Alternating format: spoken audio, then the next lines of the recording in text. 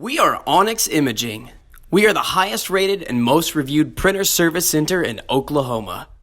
Hey there YouTubers, it's your girl Brett over here at Onyx. Today I'm going to show you how to clear a paper jam, and I'm working with the Canon color ImageClass mf743cdw.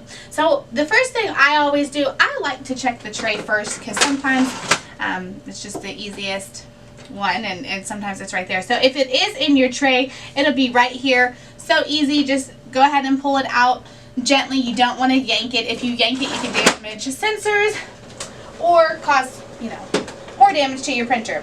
The next thing is the back. So you want to open this hatch right here. If it is jammed in the back, then most likely you'll see it right here. And this does follow the paper path, so you can just pull it up and out gently. Again, you never want to yank. Then the next step is to check right here.